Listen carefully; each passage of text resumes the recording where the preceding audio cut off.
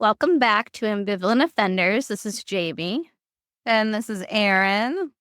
And today we have something a little bit different. So before we do our dueling villains series, which will be with John Brown and Aaron Burr.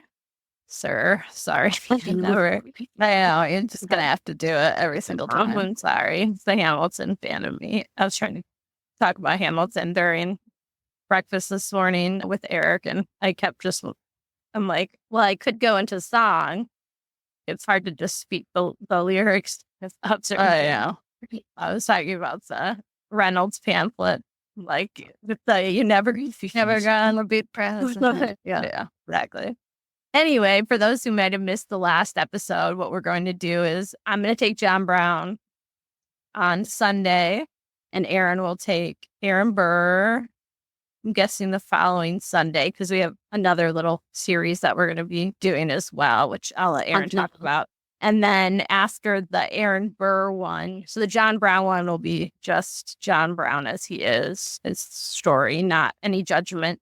Then Aaron will do the Aaron Burr one, and then we're going to do the head-to-head. Who do we think is the bigger, quote-unquote, villain in a very, using the term pretty loosely, but in our percentages, who do we think deserves kind of more of that ire or maybe scrutiny in their historical reputation? So that'll be a little fun first series of that. And that's something that we'd like to continue to do.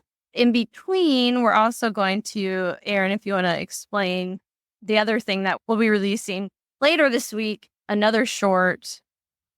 It'll be free first here, so you can get a feel for it, but then it will be on Patreon, which for the month of I don't know when we are. The month of July, June, I don't know. The month of November. November, it's still free, so you'll be able to listen to it here, just on wherever you stream your podcasts this week. And then if you're like, hey, this is something I really enjoy, join us over on Patreon. Still can be free. Again, you can sign up as a free member, but Aaron will tell you a little bit about that series and kind of why we're doing that. We're going to do a recap / talk about the history in Wolf Hall. Yay! Yes, part of this was me forcing Jamie to watch Wolf Hall. I say a little funny thing that has nothing to do with anything. Sure. I just realized that my headphones have been unplugged. Bro. I'm like, I'm so quiet today, but it's that kind of night. Okay, she's plugged in. We're good to go. Since the season 2 Wolf Hall, The Mirror and the Light is out in the UK. The first 2 episodes are now out. PBS is now re-airing Wolf Hall. So if you wanted to watch it and haven't seen it, just to note that PBS is re-airing it. You might want to give people an idea of what kind of history it is. It's Tudor history. If you don't know, Wolf Hall is the television adaptation of the books by Hilary Mantel, sometimes called the Cromwell trilogy. What's his role in the Tudor court? He's a counselor, later chancellor for Henry VIII, and Cromwell is most known for taking down Anne Boleyn. So that's within the first series. He is one that I really want to do, so we won't cover too much of his story in our recaps because he is definitely an ambivalent offender.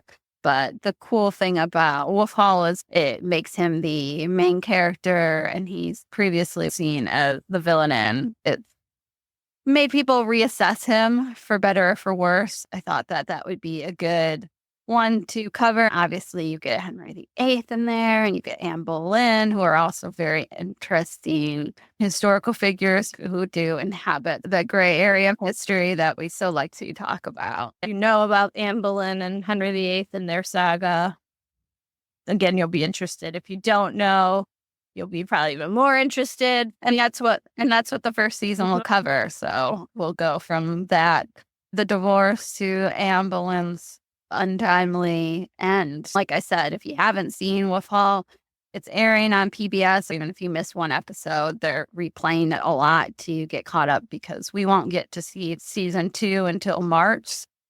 Let's hear Aaron. Unless you're me and you have your way, don't come for me, Scotland Yard. I thought that would be a different format, but still covering those gray figures. They're all people that I'm sure we will cover in length in their own episodes, but at least talking about the media of it all. I mean, again, with having Henry VIII, Thomas Cromwell, Anne Boleyn, all in there, all definitely ambivalent offenders. So there's a lot we'll talk about. And I mean, and they're portrayed in unique ways, and we'll cover it in the recaps. But even if you've seen them and you've all seen, us all, so because we're not all Tudor maniacs like we are, but I mean, if you've seen like the Tudors and other things, just how they're covered, like Anne Boleyn, for instance, this is a very prickly, and often ways unflattering portrait of Anne with Thomas More. So I think it would be a good thing. And like I said, the most important thing is that Jamie's going to have to watch it. So ulterior motive. Well, I did text you about it, and I was like, I have an idea, but you're not going to like it. But she did agree. She felt con to make me rewatch. It is a con, but it should be good. It should be good. Join us. If I'm going to watch it, I would love it if you all watched it as well. It is well acted and well together. It's just obviously a very intense time in history. So a lot of stuff going on. Anyway, I don't want to spend too much time. But that will be, how many episodes are there? 6. We'll be here for free just on our normal stream, and then the other 5 will be on our Patreon, where again you can still access for free till the end of the month. Join us there.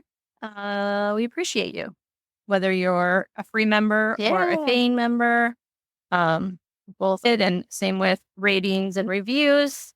Thank you for those who've done that. We had a few ratings come through, not reviews, so we can't share anything like word-wise, but it's always nice to have feedback given to us. So thank you. And today's little mini is about, since we've covered quite a few female villains, and we just finished a series, of course, on a female villain. And as we move into also with Paul, where we'll see again both female quote-unquote villains like Anne Boleyn, as well as male, we wanted to have a conversation about kind of this bigger question: are female villains held to a different standard than male villains in history? Like, what kind of separates those two in the kind of historical, I guess, dialogue, the historical discourse? And of course, it's changed over time. And as a heads up, we're both going to be using the term villains kind of more loosely, more colloquially, as in, like, usually we're not talking about the extremes. Again, we're still not the like 4% villains. We're encompassing more of that gray area as we do in the podcast, but it's easier to kind of do the shorthand of quote unquote villain. Essentially, people who have been villainized is kind of how we're looking at it. People who, whether it's propaganda or historians, have approached in not so flattering light. And in history, of course, we love to talk about these people because it's kind of like that draw of true crime, in my view. It's like this idea of there's a lot of unknowns, right? There's a lot of piecing things together, and kind of like unsolved true crime. You kind of want that answer, and like you're trying to figure it out based on the evidence you have. And so I think there's this striking pattern that really emerges when we scrutinize female villains compared to their male counterparts, where women who occupy these roles in histories frequently, in my opinion, face harsher judgments and way more intense, especially moral scrutiny than men. Of course, that's a disparity that's rooted in societal expectations, moral expectations, especially when we're talking about like the contemporaries of these people. gender stereotypes, and cultural bias. So today we're going to talk more about the reasons. Why do we care? Yeah. Yeah, why does it matter? I think that's a lot of people approach it and Yeah. say, well, why does it really matter? Right. The implications of understanding the historical narrative to be able to talk about in that harsher judgment of female villains really is that societal expectation that women should embody those adjectives that we really think about when we think about the mother. It's like that mother trap. It's that nurturing, warm, very feeling, emotional, those adjectives that we really associate with mothers. And those are definitely used towards females in general. And when they're not used, as we'll talk about, there becomes definitely a big issue. There's even the idea of like the mother of the country. A lot of symbolism in our country, like Columbia, that we see in political cartoons or kind of throughout our history. A lot of times it's this very positive, mothering, welcoming figure. For going back to Right. Tudor, we started off with Tudors, but Mary the First, she has a speech where she talks about how she's not a mother, but she considers herself like the mother of the country, and that she feels for these people in the ways that a mother would feel. You do see even women leaders using that to their Knowing advantage. the power that that has. And then, of course, when women step outside those prescribed roles or those prescribed adjectives, especially in the context of doing things that are a little questionable, or even if we don't know that they're questionable, like somebody reports on it. So I'm thinking just like in your story of Katerina, like with the lifting of the skirts and saying, I can make more, right? I mean, in a way, it is referencing her fertility and motherly piece, but it's in this very ugly way of still don't matter, right? Yeah. You mentioned it offhand, but it's Medea effect. If you don't know, it's Greek mythology. Medea kills her children because her husband, Jason, as in Jason and the Argonauts, is leaving her. So terrible stuff. Very Greek mythology in general. Right. Very rarely any happy endings. But you could just see how just the idea that Katerina could have said this. And again, we're pretty sure that she wasn't even out on those ramparts. But the idea that she could have said that has colored the perception of her from then to now. It's still something that people talk about her, despite the fact that we're pretty sure that didn't happen. Meanwhile, you have actual men. Like, for example, one of the people who I really, really, really, really want to do, he's on the list. It's the Emperor Constantine, who's a literal saint. He's an actual saint because he helped foster Christianity in the Roman Empire. He made it the religion.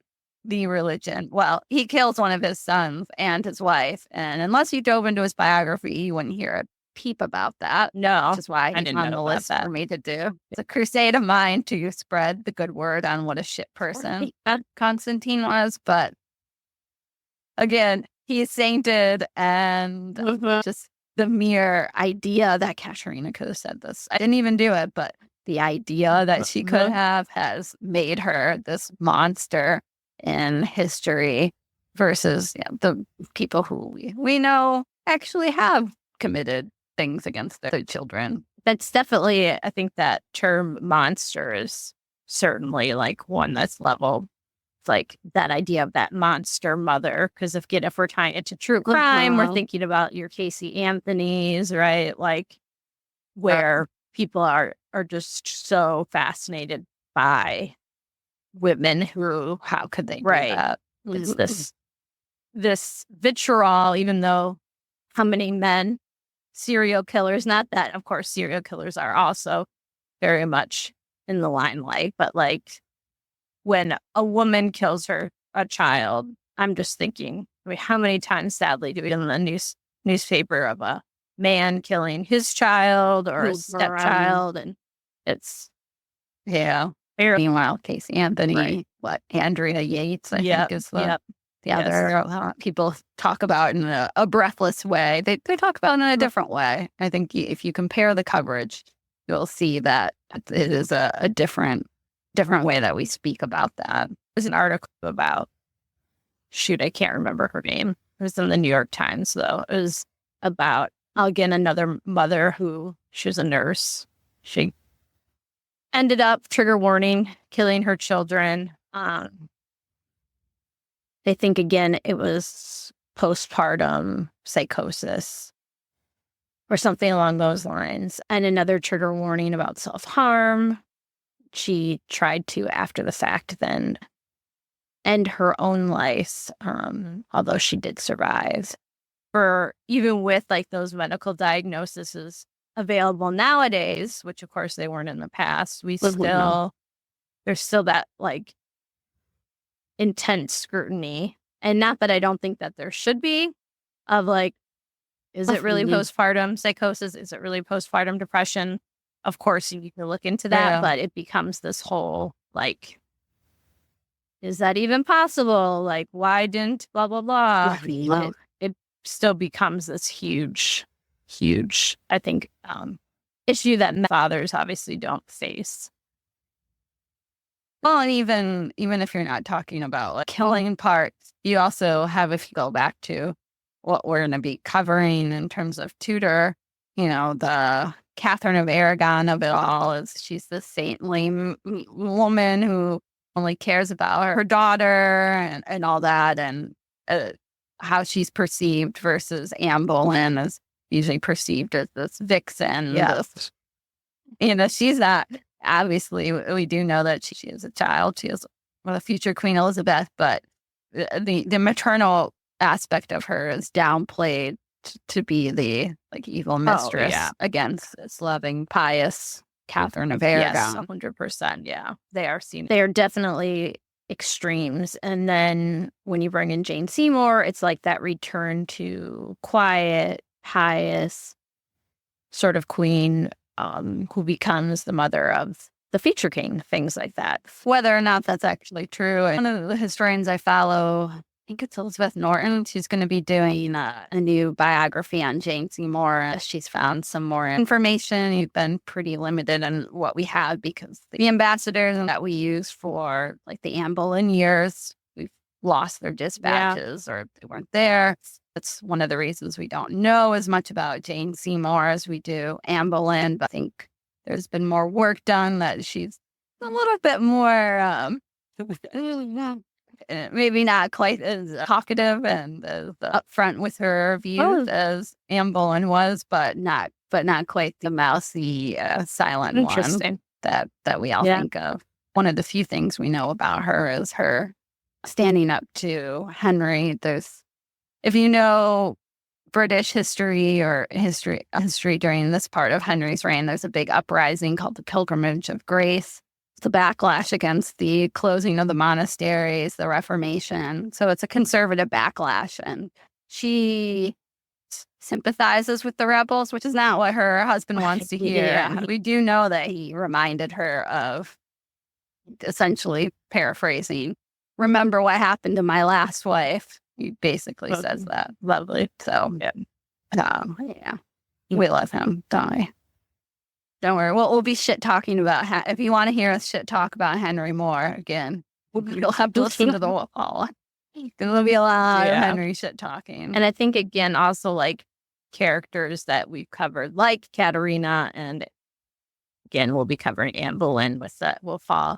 They've also been vilified for their ambition or alleged cruelty. So often receiving a level of condemnation that reflects who wield power or want power or engage in certain actions. So like I'm thinking of how much attention that people put on Anne and how she treated Mary. Mary, Catherine of Aragon, I hate my daughter. And of course, from what we've heard, it's not a great way that she treats her. No, well, but there's so much emphasis put on her. Henry's not treating her well. And we know after she dies, it's not like Henry magically is so sweet to her. Like, guess it wasn't just Anne. Right. It was her And dad. he's the one who, it's the one who labels her a bastard and illegitimate. And so, Anne's treatment, well, again, I don't want to make excuses for. It can be, I think, overemphasized, blown up to a proportion that is not, when we're looking at Henry, that's like, yeah.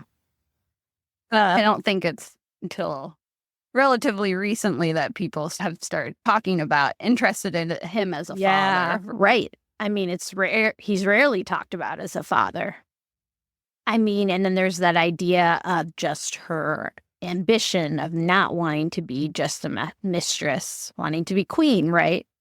And seeing that, again, depending on who you are, who you're talking to, like, she's either putting her foot down and not wanting to be another mistress, but then it's also like, oh, she's uppity. It's like, oh, I can't believe that she would think that she could even try to do this and that she could usurp a rightful queen's place. It's like she's basically making Henry have to do everything that he does, right? It's like this idea of her being the reason that, England becomes Protestant and, Catherine of Aragon is thrown to the side. Like that idea of like, why can't you have just been another mistress? Like that idea that she's better than, thinking that she's better than that.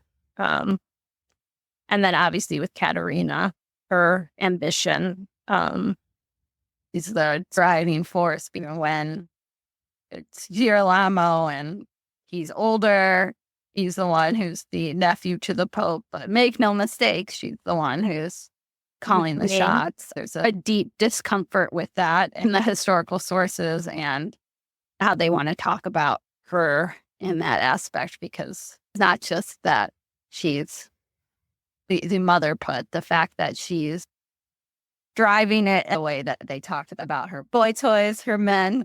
There's more people being aghast at that versus if the genders were reversed, there would be a little bit less discomfort. Right.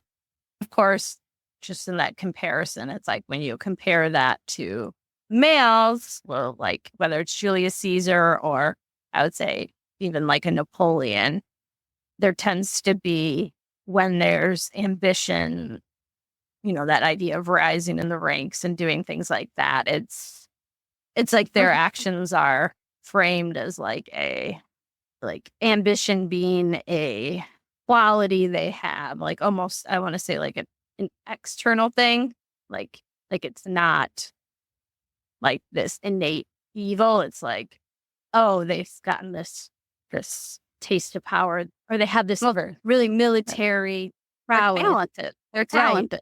And they're talented, and they've got this talent and this drive, and that's what's getting them to these places. Or this military strategy or political strategy.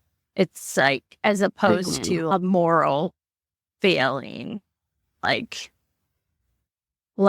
they were too ambitious in a fable sort of way.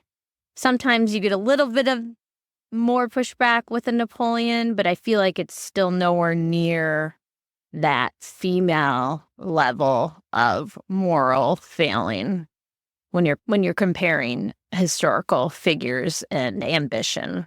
Like there's something wrong within them that they could think that they should be. In Katrina's case, that she should be ruling these places without a husband, or despite her husband. Yeah. He's there, but he's not really doing it. That's kind of a how dare you. I feel like it becomes... There's a disc. Yeah, I feel like it becomes this idea of like this quality blinding them. Now, again, something that's part of it's like, oh, now that they have some power, like they're kind of tunnel visioned and think that, it's like a failure of their ability to see danger or certain things, not that they are innately, they have these qualities of like moral failing. if you're talking Julius Caesar, like you're talking about his downfall, a lot of time there is a thought that it's about his ambition and him deciding to take on too much and becoming, if you don't know, he becomes dictator for life in Rome. And that's something that the Romans are very deeply uncomfortable with because it's a little bit too close to monarchy for the Romans' taste.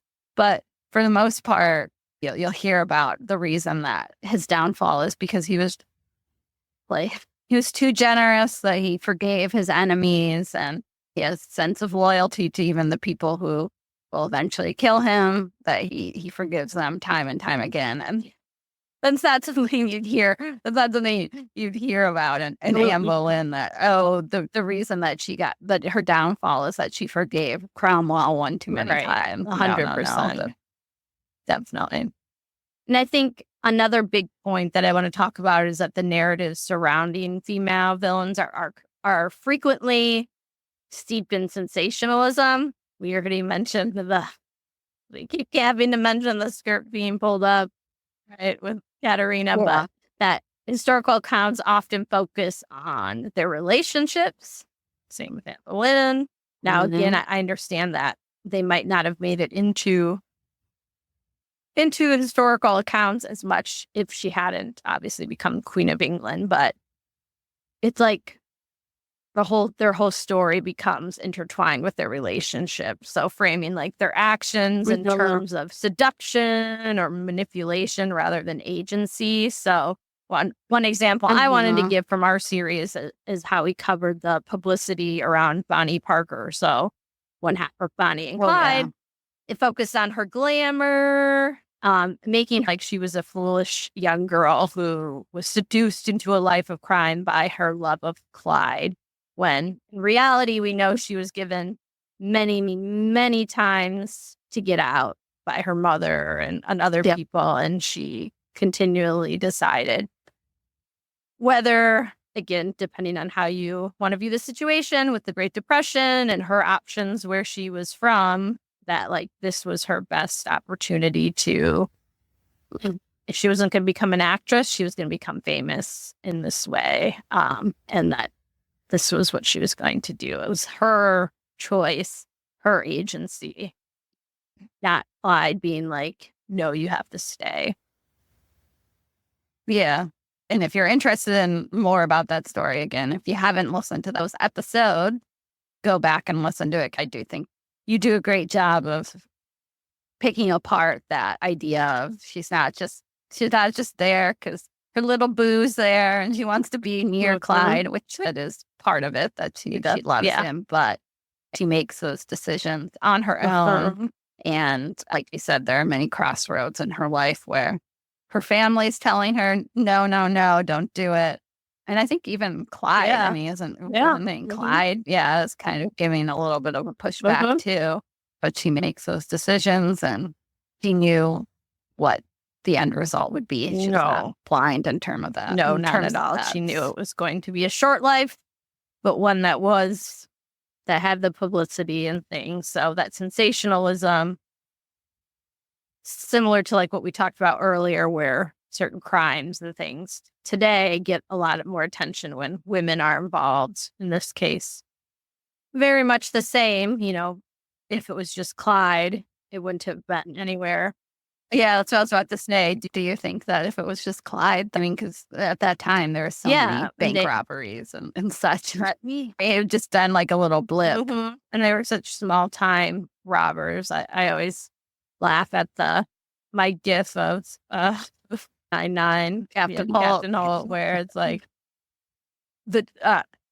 based on it, they recruited 2 men to join their gang and they rob a bank, and these men think, oh my gosh, it's going to be like John Dillinger. We're going to get hundreds of thousands of dollars. And they end up having to split like $125. And the men are like, oh, we have to go.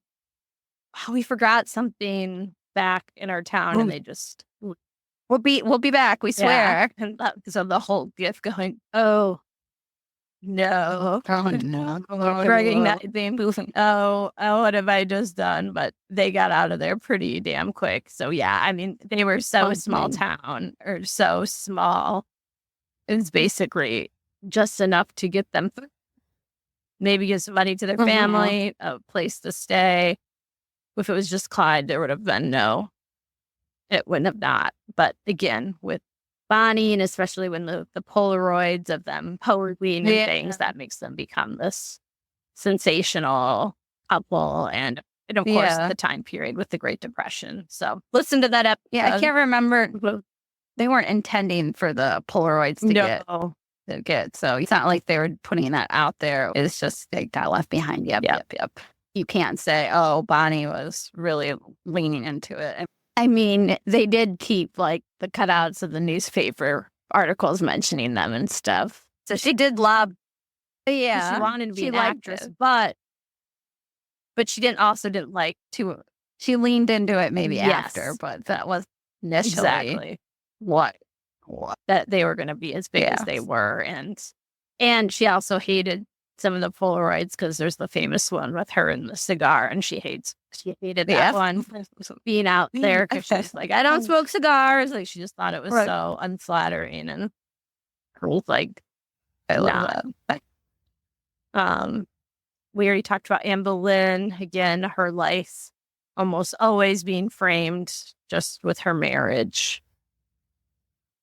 Cleopatra, that idea, again, with her connection to powerful men, kind of that idea that either that she's like a seductress, so she's seducing them, or she's just like, oh, these guys are just so hot that she can't help but fall in love with these Roman generals, when in fact, this was a very shrewd political move. To put it in context, she's in a civil war at this point against her brother, who she's married to. Yes, Egyptian royalty, incest. She's married to a brother, and they're fighting. And the reason she shacks up with these guys is they're Rome. They're powerful, and they can help her in the civil war. So if it wasn't a woman, if it was a man, and there wasn't the romantic component, you'd be like, perfect, great move. Right. But the fact that she has children with both of them, that suddenly becomes, like she just was so enthralled. They were just so attractive that she just lost her head over it. And like in that way, again, that framing diminishes any political agency or thought she had of allying herself with them, and just reinforces that negative stereotype about women, like they're duplicitous or emotionally driven rather than, and not that emotions might not be involved in some cases, but also like rational things, like you said, of like, these are powerful men, and not that I'm, like I've lost my head over them, but these are powerful men who I can use in my struggles. And it helps. And because of that, she wins that Civil War struggle. So she's the victor. So she did well. Have you heard, this is all kind of off topic, but I'm sure the listeners might get a kick out of this if you don't know the story of when Julius Caesar's there in Egypt, and she's trying to get an audience with him, and she can't. So she has people wrap her up in a rug, and then they bring it into where he's staying, and then she unfurls herself from the rug. That's amazing. That's how they meet. That's ambition. So, very meet cute. See, that's political ambition and smart thinking, not just. That's amazing. Well, that's what historians of Cleopatra are always endlessly pissed off, that she's seen as this seductress, this like femme fatale. Right. When in reality, she probably wasn't the most attractive person, at least from reports. But like Anne Boleyn, she had charm and wit, and she's very, very smart, knew a lot of languages. So again, it's downplaying. That part's never downplaying her. I mean, again, when it comes to like Halloween costumes, that's the part that's being played up. The sexiness. Yeah, she spoke multiple languages. She even learned the native Egyptian. Rulers hadn't been learning the native Egyptian language for years and years and years. And she knew that would be good propaganda. It's good for people to know that she knew that. But no, she's hot. She was hot, and she just liked to sleep with Roman men. Right. Exactly. So The next kind of part is like consequences of their actions also tend to be judged more harshly. So, for example, when women in power engage in sometimes ruthless or controversial action, they're often met with that moral outrage that, in our view, is disproportionate to that that's faced by men. So, for example, you'll probably have more to say about Catherine de Medici, but she's often depicted as this, like, you could use her name as synonymous for this manipulative figure in the history of France. Yeah. Well, there's literally a show on Showtime called The Serpent Queen. Like, it's about her being evil. Right. Is evil Italian woman poisoning people. Right. It's like shorthand. You can say Catherine de Medici or just the de Medicis, and people think of that very conniving, smart political intrigue. Which, is hilarious if you know her. So her husband died, which he has one of the most horrible deaths. He was a king of France, and it was during one of their kids' marriage. Yeah. Like they had the marriage ceremony, and there's jousting, and he gets hit through the eye during jousting, and it takes him like 10, 11 days to die. Yeah. Catherine, she's trying to solve it, and she has the best surgeon come, and she's like, take all these prisoners in the Bastille and put lance through the eye, like the same trajectory, and see if you can remove it without killing them. And of course, he couldn't. But she serves as regent and head advisor for three successive sons. Three of her sons become king. She's portrayed as this really kind of like Bloody Mary Tudor, where they're so Catholic that they just hate the Protestants, and they want to, if you know, there's the famous St. Bartholomew's Day massacre, where during the wedding ceremony between her daughter and the future Henry IV of France, he's a Protestant. At the time, he's like the leading Protestant, so it's supposed to help with the Catholic and Protestant warring, having a Catholic and a Protestant marry while they're there in Paris. The Catholics, not her, at least at first, they decide to start killing the leaders of the Protestants, and there's this huge massacre of Protestants in Paris, and then it does go off into the countryside of France for months on it afterwards. We don't know how many people died, certainly into the thousands. The idea is that she plotted it and did it, but what we know is that she, before that and afterwards, she was very pragmatic, even though she was very Catholic. She's the one who took so much time to broker this marriage that kind of inconceivable that she would want to do this and destroy it at the outset. Yeah, why have your daughter marry a Protestant and it's just kill all the Protestants? Yeah. She had to broker it with Henry of Navarre, the future Henry IV of France, his mom. These two women hated each other, and they had to broker it together. So she was not going to suddenly lose her head. She really did try her best to get the pensions to be better, because you think realistically, what good does it do if your country, France, was getting torn apart by religious warfare? There were cities where Protestants were massacring Catholics, other cities where Catholics were massacring Protestants. It was just not good for the country. And she was being very pragmatic about it, but now she's been painted as this crazy Catholic woman who, invited these Protestants into Paris and then murdered them.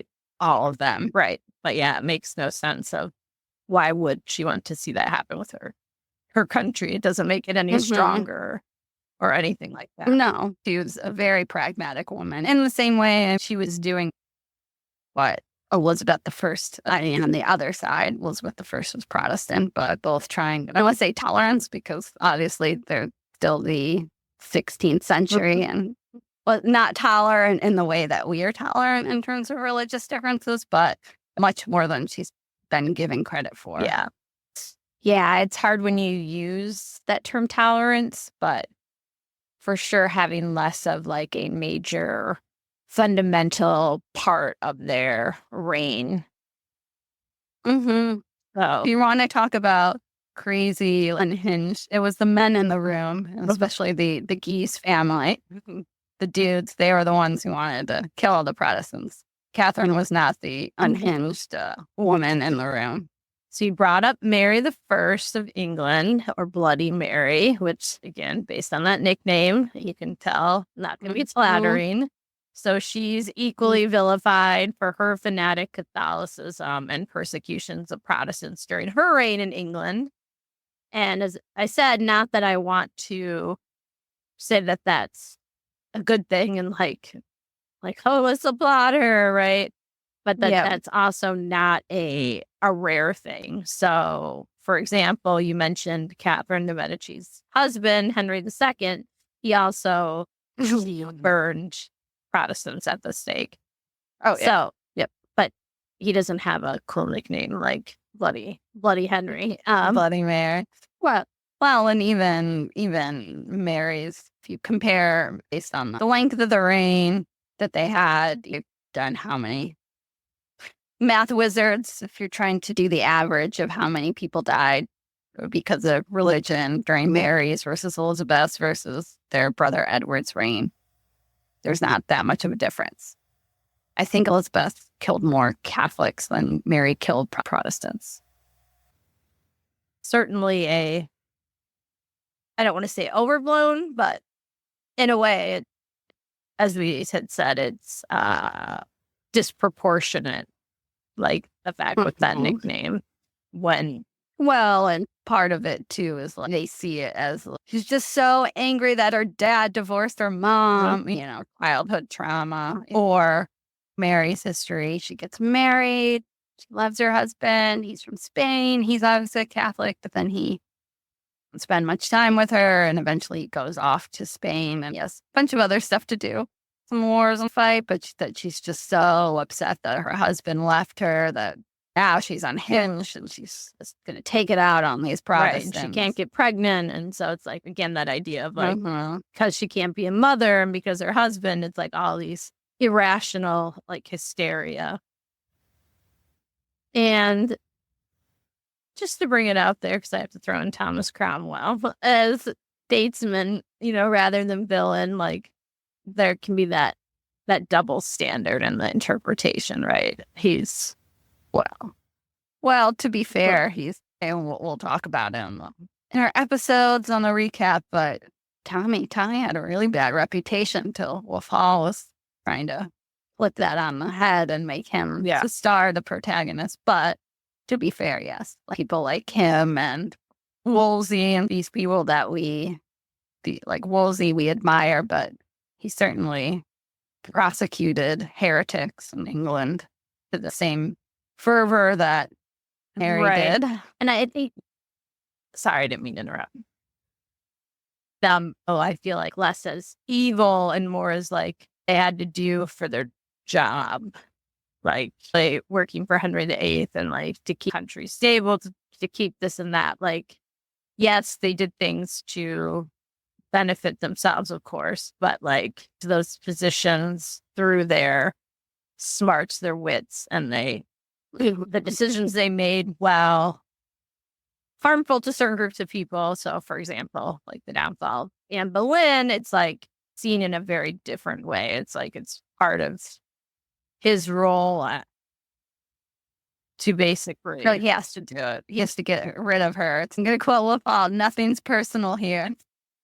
So let's talk about the legacy. So the legacy of these judgments has, of course, lasting effects on today's perceptions of women in power, like the harsh scrutiny that's faced by female historical villain often serves as a cautionary tale for like modern women who aspire to leadership or in high pressure situations, right? We often compare modern women to historical or fictional counterparts, but ones who are, and the fictional ones, usually loosely based on some type of historical figure. So obviously Lady Macbeth is a huge one, right? Or Cersei Lannister, Game of Thrones. That cruelty has definitely been leveled at certain people.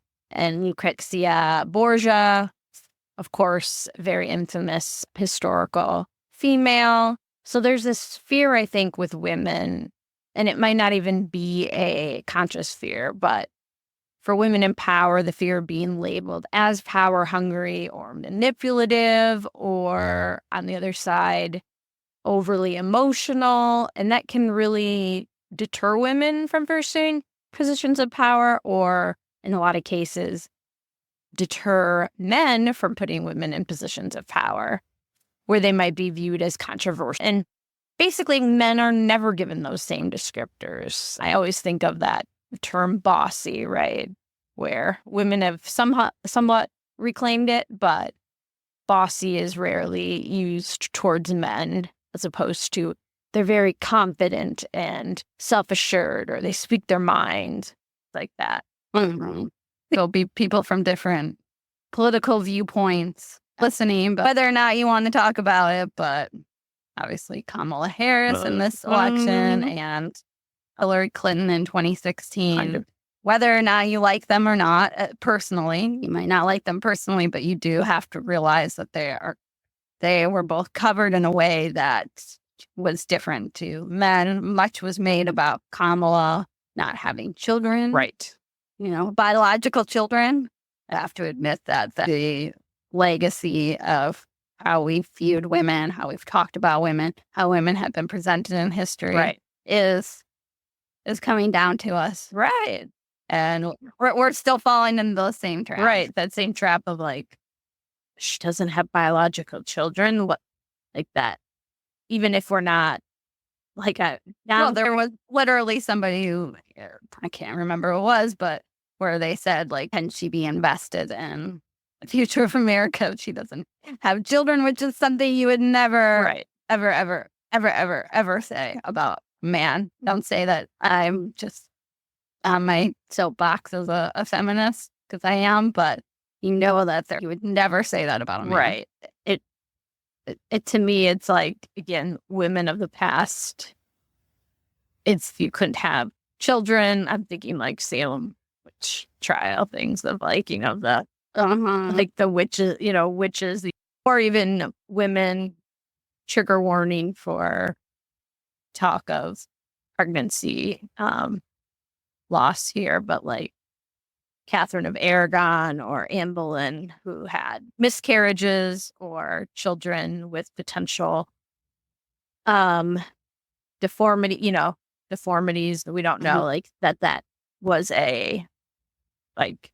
directly related to them, their fault.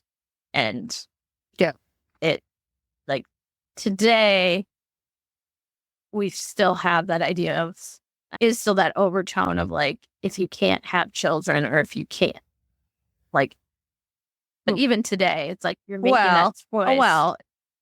There's the idea that wasn't probably the day of, but historically much was said that the day that Catherine of Aragon died, it's either the day that she died or the day of her funeral, is when Anne Boleyn had one of her miscarriages, one of her last ones. And obviously much was said about sort of divine retribution and stuff about that the woman that she replaced has died, and now, and Lifeline, her fertility, that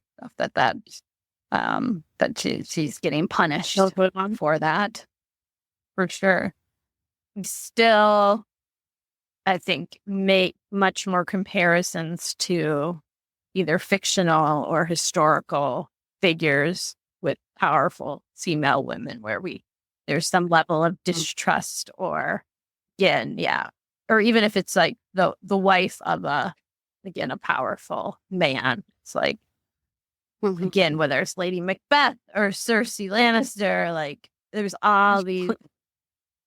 I just think those are things that we don't really ever hear the same level at all of fictional, brutal men being compared. I haven't heard anybody being compared to Jaime Lannister or I'm trying to even think of a comparison. I mean, I can't really think of something off the top of my head in that same way. It's Lady Macbeth. It's never just Macbeth. Exactly, right.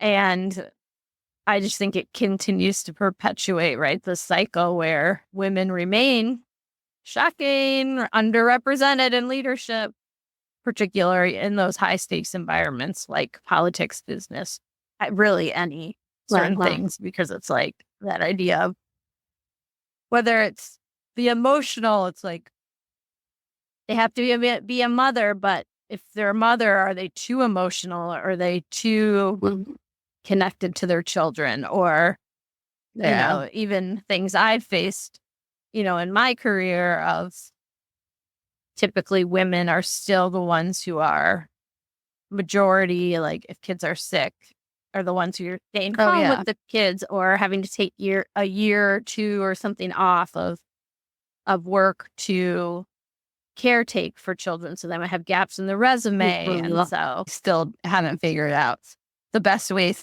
to either cover female leaders in terms of the media, and then also how to deal with women. What's it deal with? Support. You have to do that. You have to deal with it. Support women in powerful places, because you shouldn't be punished for wanting to be involved in your kid's life, because as we all know, that the moment you're not as a woman, then you're not seen as a good mom. And it's just the cycle continues. Right. You're not involved enough with your kids. You're just all focused on your work. And obviously there's way bigger things. It's not just about work. It's also division of labor and emotional labor and all that. But these are all things kind of new to our lexicon and to our thinking through these things. But hopefully you can see that through line from what we've covered with historical women to how we perceive modern women in positions of power, be it not just world leaders, but leaders of your companies, managers of your companies, and so forth. Yeah, 100%. So to wrap things up, because this quote unquote short, I guess I never really called it a short, but no, last week it was going to be shorter. Jokes on you guys if you thought it was going to be short. Yeah, I definitely won't label it a short. So as we wrap things up, right, that harsher judgment of female historical villains compared to their male counterparts has revealed these deep-rooted biases in societal perceptions of gender, morality, expectations, all of that. And I think the biggest thing is, again, when we talk about the why does it matter, we already started to talk about that previously, as in like these things are still like that expectation of being a mom and doing everything, or choosing not to have children and being judged by it. But I recognize, Sorry, I didn't want to interrupt, but I do think in terms of, you're going back to history, the exciting thing is the reevaluation of some of these figures by, suddenly they're getting reevaluated by female historians who've gone through childbirth, maybe have experiences of losing children, like these women in the past, whether it's Catherine of Aragon or Anne Boleyn. That's what I find really exciting, is them getting reevaluated by people who have gone through those life experiences. Not to say that you can completely relate to somebody who lived that far back, but I think that's what's bringing some new amazing insights. Is just everybody brings their own history, their own past. You're never going to be able to leave your biases at the door. So anytime you're approaching a historical figure, you're bringing your past, and you might have some new insights into it. So it's also my soapbox, because I agree. From some really good, especially in terms of some female historians, approaching, and not even just women figures of the past, but male too, and brand new perspectives on them, because they have a whole life experience that they're bringing to it. And I think that reminds us that we have to stay grounded. And that's part of our show is, yes, we share the history of the people, because we can't really make our judgments without that, right? But we always say how these are our judgments of that. Like, history is full, and our show is full of historical arguments, right? We are constantly arguing, and we might revisit in the past some of the people we've covered. Who knows, right? We're constantly revisiting those different things with new information we have. And those out there, our listeners, you guys might be having completely different viewpoints of it. And that's completely normal and fine. And like, that's what we want, is that discourse. It's that idea of, I'm just thinking, Matt, who's probably listening, my husband, my dear husband, after the Katerina episodes, he said he kind of judged us for our not so harsh. We killed kids, Aaron. That did make me laugh. We were in a female rage mindset. It was post-election, baby. Yeah, that's just made me think of history. That's funny. That is really funny. But that's the fun thing. Like, it would be boring if we just gave you their life stories and didn't analyze it in any way. And again, we're analyzing it from our perspective, our history, what we've gone through. And again, we might be more sympathetic to certain people because of what we've gone through. And you may not. And that's on history. And as Aaron said, having new people instead of just all old white historians, but having historians of color. Yeah, historians of color, or female historians, or queer historians, like looking at certain figures, you're going to get a different viewpoint. Shocking. Yeah. And that's the thing. I think I just want to emphasize that, because so many people even think like history class, it's just dates and, just memorizing what happened. And it's like, so much about that historical argument is, one, way more interesting. Like, what are you arguing? And the show is about arguing. Do they deserve that reputation or not? How, quote unquote, villainous do we think that they are? So as we wrap, I think it could be summed up in Hilary Mantel quote, the author of Wolf Hall: "Beneath every history is another history." That's good. So hopefully, by listening to this, recognizing, challenging these differences between, in this case, gender, but we know there's a lot of other things that you can, see those disparities, that we can have this historical environment that's a more nuanced understanding of historical narratives, and it honors the complexity of figures, regardless of, in this case, gender. So that not only it obviously is going to enrich our understanding of history, but it also empowers, as you said, future generations to navigate like these historical figures, and maybe come to different conclusions, or navigate leadership roles without those constraints of outdated stereotypes, like confronting those things, and that understanding that the historical context of female villainry, it allows us to question like how we today judge and promote, hopefully, a more equitable discourse on when it comes to power. Yeah. That's what I think people will say. Well, why does it matter? Why does it matter how we talk about women of the past or men of the past? And I think that basically sums it up as it does. I mean, it matters, and it's exciting to see. That's why I will read every book on Anne Boleyn. And if I'm read, how many that you do get, each person who covers it brings a little bit to themselves. Yeah, of course. And then and then another piece, of course, is podcasts. female-led podcasts on history. Or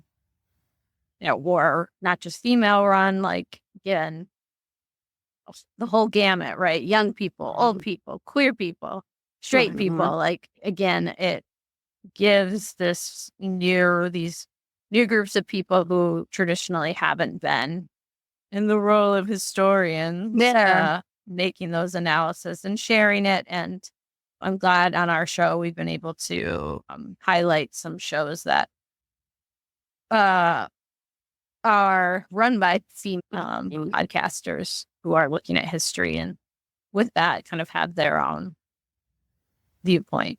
Absolutely. I'm a huge fan of reclaiming that. There's also things like After Dark, which is a history hit one.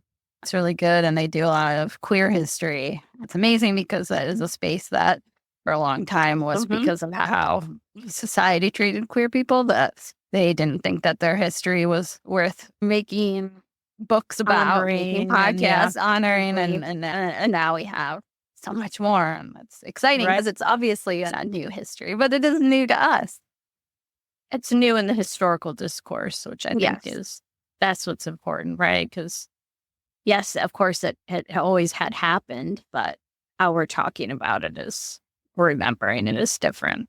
You get stories that you otherwise might not have stumbled upon in more traditional historical media books. Yeah, things like that. For sure.